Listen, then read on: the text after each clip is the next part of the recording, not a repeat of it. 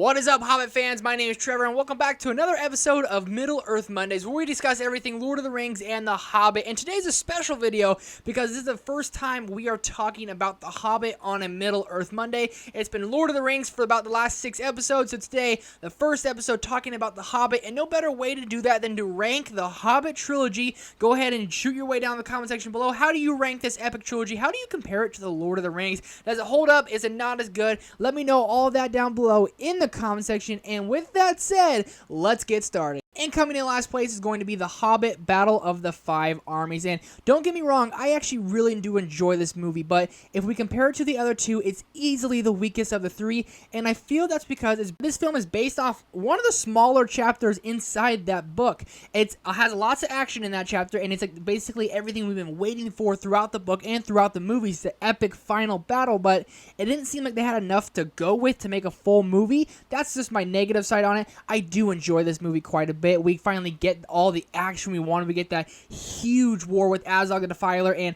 all the orcs and the elves and the dwarves and King Dane's coming in riding a pig. It's lots of really cool things like that. You have King Thranduil riding like a reindeer, elk, moose type thing. So many awesome epic moments like that. You have the beginning of the movie with Luke Evans' character Bard taking out Smaug. I kind of wish Smaug was in there longer. I don't remember exactly in the book if he was killed right away, but I knew Bard killed him. Kind of wish Smaug had more to do in the movie.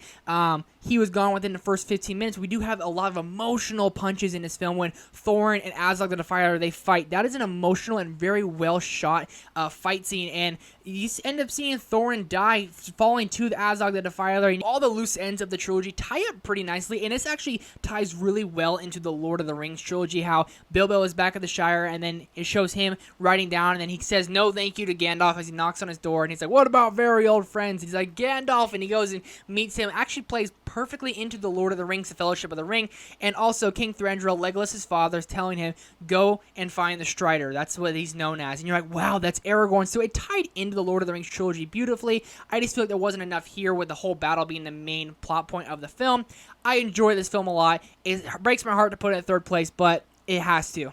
Next up is going to be The Hobbit, An Unexpected Journey, a really unexpected journey within this movie. You get all these dwarves coming to stay at Bilbo's house. You get him to come on as a thief, as a smuggler, and he gets to go on this adventure where hobbits and Baggins, they don't go on adventures, but Bilbo has something inside him that he wants to go out and actually go on an adventure with Gandalf and all these dwarves. It's really cool to see that Bilbo goes out of his grounds and out of his comfort zones to go and find himself and go and see the world. We get the reprise of Andy Serkis as Gollum, and a very cool scene with Bilbo and Gollum. They're talking, they're saying riddles. One of my favorite scenes in the book. You get to see that brought to life. They're having riddles, and then Bilbo takes the ring from Gollum and just breaks Gollum's little heart. You get to see that scrawny little guy back in action, and it's a very, very awesome moment. And throughout this whole movie, we don't have that much action, but when you do, it's very, really well done.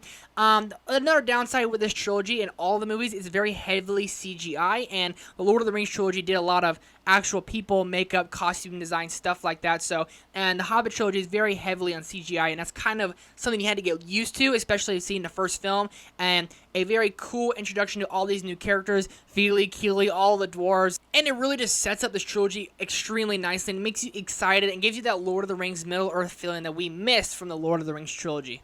Coming in at number 1 is going to be The Hobbit, Desolation of Smaug. Has more action than the first one. Has a really cool, just standoff with Bilbo and Smaug. What a awesome voice casting with Benedict Cumberbatch, who actually, shredded his vocal cords, made them bleed in this film. It has a lot more action. We get to see more of Legolas, and you get to see more of the dwarves all moving together, and the dwarves and elves, it's their banter. You can kind of see that really just starting and forming that Thorin and Legolas and all them, they just do not like each other. But also, the action in this movie is really well done, especially the scene on the river when they're going down the boats. And Thorin actually saves Legolas. Legolas almost gets hacked up and dead, but Thorin goes and throws that sword and saves him. Really cool action like that. But also, I bring back to the character of Smaug.